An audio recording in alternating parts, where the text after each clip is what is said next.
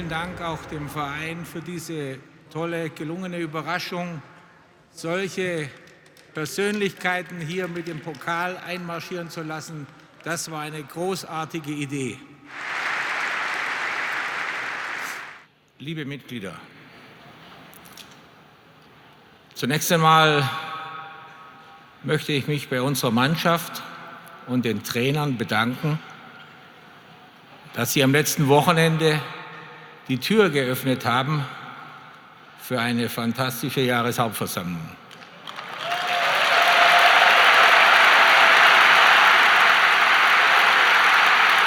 Unsere Mannschaft hat Borussia Dortmund attackiert, dominiert und am Ende deklassiert. Das hat mir gut gefallen. Was besonders schön war, am nächsten Tag hat dann auch noch unsere Basketballmannschaft gegen Alba Berlin ihr Heimspiel gewonnen. Das ist ja der stärkste Gegner in der Bundesliga und damit war das Wochenende für die Familie Hoeneß natürlich gerettet.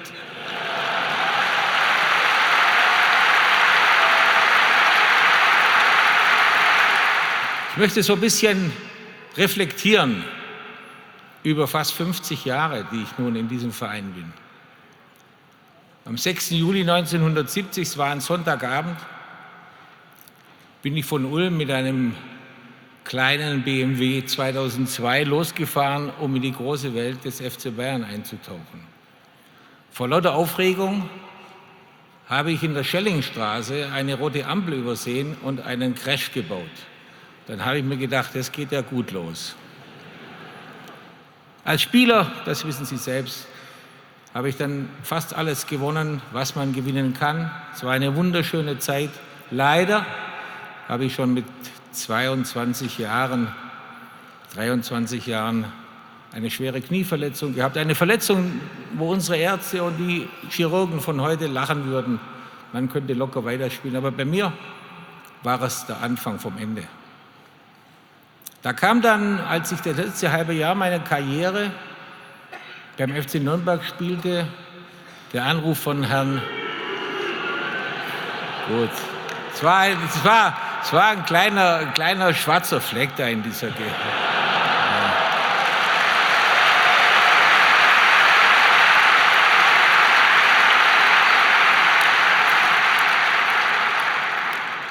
Da bekam ich einen Anruf von Herrn Neudecker, ob ich mir vorstellen könne, dass ich Manager beim FC Bayern würde.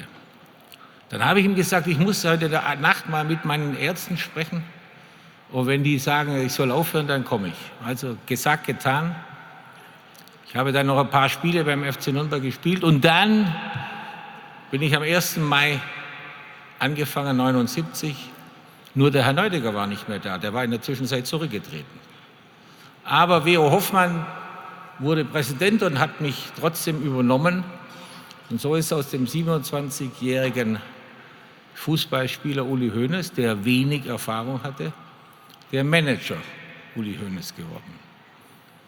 Gesagt, getan. Wir hatten 7 Millionen Mark Schulden, wir hatten 12 Millionen Mark Umsatz, wir hatten 20 Mitarbeiter.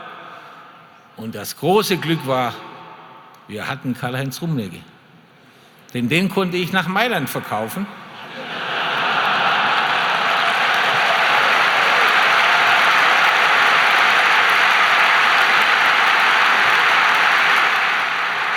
Für die damals sagenhafte Summe von 11 Millionen. Es war das sogenannte Dreiecksgeschäft, wo es nur Gewinner gab. Ich habe viele mittelständische Unternehmen kennengelernt und bin befreundet. Und bei vielen hat die Nachfolge überhaupt nicht geklappt. Und das hat mich dazu bewogen, darüber nachzudenken, dass wir an die Zukunft denken müssen. Und dass es uns gelungen ist, für den Posten des Präsidenten dieses Vereins eine Persönlichkeit zu gewinnen, wie Herbert Hainer, ehemaliger Vorstandsvorsitzender der Firma Adidas. Das ist für diesen Verein eine wunderbare Sache.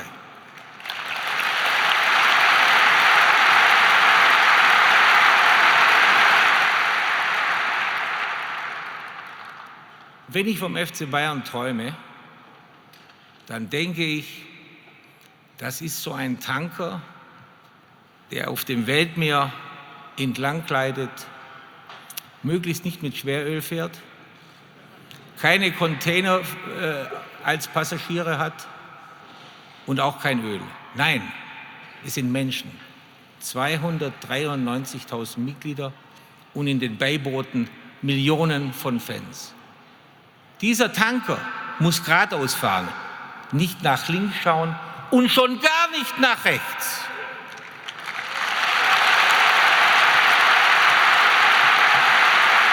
Meine sehr verehrten Damen und Herren, liebe Mitglieder, ich möchte mich sehr herzlich bei Ihnen bedanken. Sie haben mich 50 Jahre und mehr teilweise begleitet. Sie haben mir Freude gemacht, Sie haben mich unterstützt, Sie haben uns unterstützt, Sie haben mal das Leben schöner gemacht. Ich möchte mich nicht nur bei Ihnen, bei meiner Familie, bei meinen Mitarbeitern, bei Frau Hoffmann, bei Frau Potthoff, bei Frau Keller sehr herzlich bedanken. Es war eine wunderschöne Zeit. Ich sage Ihnen, das war's. Ich habe fertig. Danke.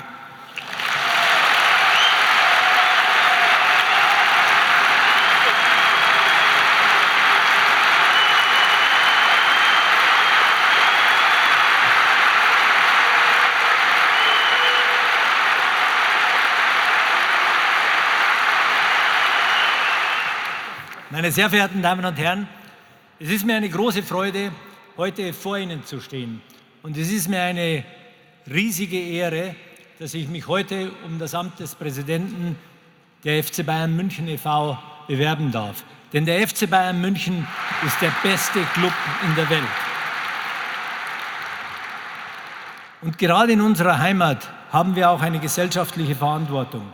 In Zeiten einer immer größeren Spaltung unserer Gesellschaft ist es mir ein wichtiges Anliegen, dass der FC Bayern auch in Zukunft für Weltoffenheit, Toleranz, Respekt und soziales Engagement steht.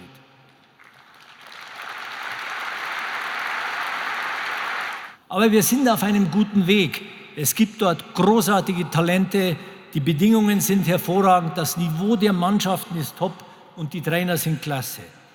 Und diesen Weg, meine Damen und Herren, wollen wir weitergehen. Diesen Weg wollen wir weiter forcieren, bis wir hoffentlich aus dem Campus den nächsten Thomas Müller, den nächsten David Alaba oder den nächsten Philipp Lahm in der Allianz Arena spielen sehen.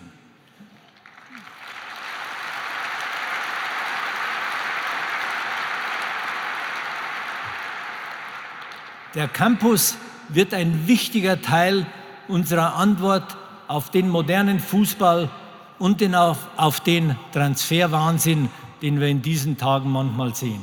Und das, meine Damen und Herren, ist mir ein Anliegen. Und ich verspreche euch, wir werden weiterhin sehr genau darauf achten, dass wir die richtige Balance halten. Die Balance zwischen sportlichem Erfolg, starken Zahlen und die Nähe zu unseren bayerischen Wurzeln. Wir bleiben, wir sind wir bleiben der FC Bayern München.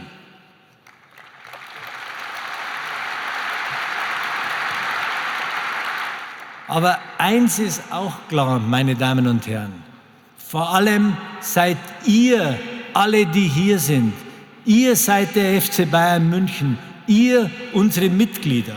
Und ich verspreche euch, ich werde versuchen, der Präsident für alle in diesem Club zu sein. Denn die Möglichkeiten in diesem Verein sind unendlich. Und diese Möglichkeiten möchte ich zusammen mit euch nutzen. Und dafür bringe ich 3 Dinge ein. Erstens meinen Sachverstand aus 30 Jahren Adidas. Zweitens mein großes Netzwerk in Wirtschaft und im Sport. Und drittens und vor allem meine riesige Leidenschaft für den FC Bayern München.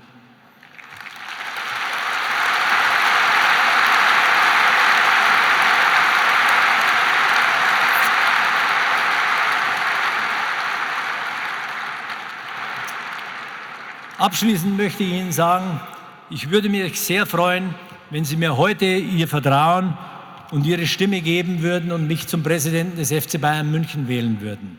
Und ich verspreche euch, ich werde alles tun, alles, um dieses Vertrauen zu rechtfertigen. Es wäre mir eine große Ehre, diesem Verein zu dienen. Herzlichen Dank.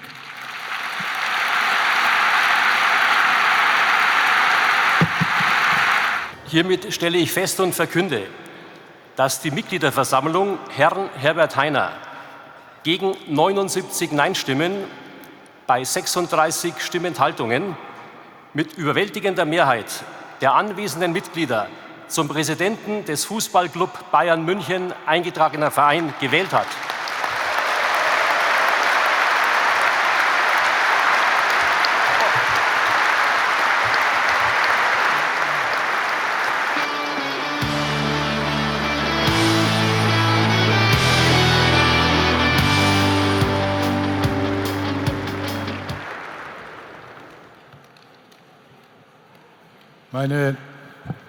Meine sehr verehrten Damen und Herren, liebe Mitglieder, liebe Bayern-Familie, ich darf Sie im Namen des Vorstandes sehr herzlich begrüßen.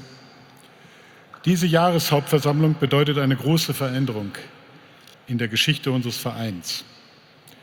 Ich kann mich noch genau an meine ersten Tage beim FC Bayern erinnern. Es war der Trainingsstart im Sommer 1974. Ich habe mich als blutjunger Bursche in den äußersten Winkel auf dem Spielfeld verdrückt, während die Matadoren eingezogen sind. All die Weltmeister, Europapokalsieger, Deutschen Meister, Franz Beckenbauer, Gerd Müller, Sepp Maier und natürlich auch Uli. Später bin ich dann Uli Hoeneß im Doppelzimmer zugeteilt worden. Den ganzen Tag habe ich mich nicht getraut, auch nur einen Mucks zu machen,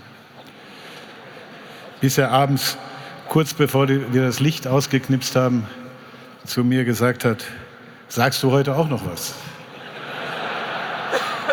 Lieber Uli, ich habe mir das für heute Abend aufgespart, deshalb habe ich damals den Mund gehalten.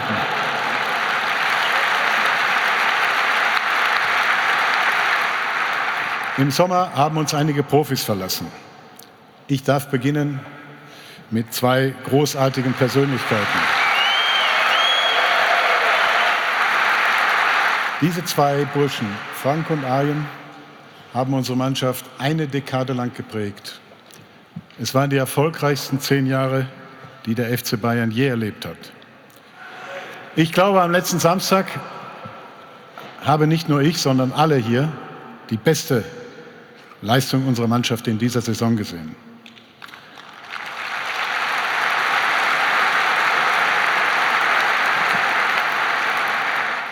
Uli, Hassan und ich haben nach dem Dortmund-Spiel vergangenen Samstag öffentlich kundgetan, dass Hansi Flick bis auf Weiteres unser Cheftrainer ist.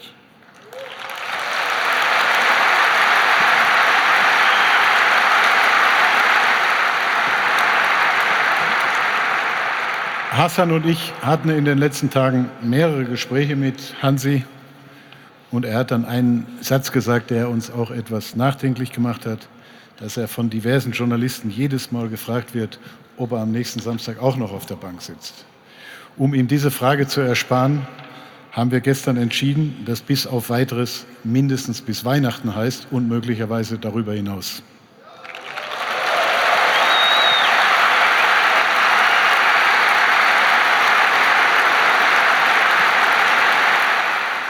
Und damit möchte ich nun an den Beginn meiner Rede anknüpfen. An diesem besonderen Tag lebt die Vergangenheit natürlich noch einmal auf. Und es sind schöne und tolle Bilder, die mir durch den Kopf gehen. Ich erzähle ja immer wieder über dich, lieber Uli. Du seist ein Sonntagskind und vom Glück geküsst.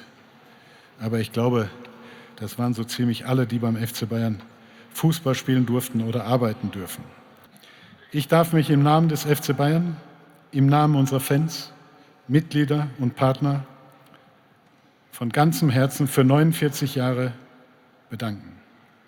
Du warst ein großartiger Spieler, ein grandioser Manager und stets ein hervorragender Präsident und Aufsichtsratschef.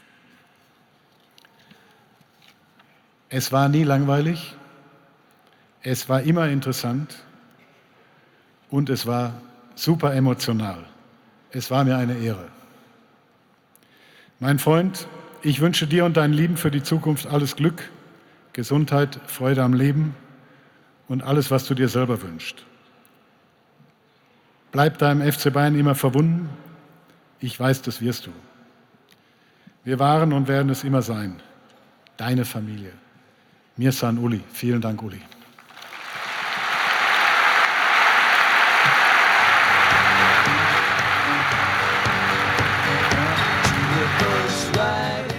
So recht weiß ich ehrlich gesagt nicht, wie ich das jetzt toppen soll. Also erwarten Sie es gar nicht erst. Beginnen möchte ich gerne mit dem Konzern, Abschluss und einigen Daten daraus. Als erstes mit unserem Umsatz von 750,4 Millionen.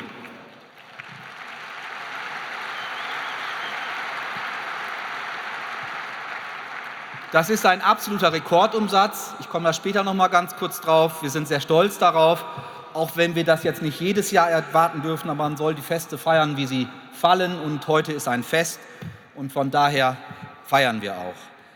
Wichtiger als der Umsatz sind eigentlich die Ergebnisse, das unten was überbleibt, sodass wir die Gehälter von Spielern, den Angestellten, Dividende an Sie, die Mitglieder und alle anderen Ausgaben tragen können. Und umso erfreulicher ist denn hier auch, dass das operative Ergebnis vor Zinsen, Steuern und auch Abschreibungen mit 146,1 Millionen wiederum ausgezeichnet ist und einen Spitzenwert erreicht hat. Noch wichtiger das Ergebnis vor Steuern, 75,3 Millionen, das Ergebnis nach Steuern 52,5 Millionen. Das ist eine Steigerung von 78%. In den fast 120 Jahren Geschichte von unserem Club hat es das noch nicht gegeben. Wir haben einen absoluten Best- und größten Rekord erreicht. Vielen Dank.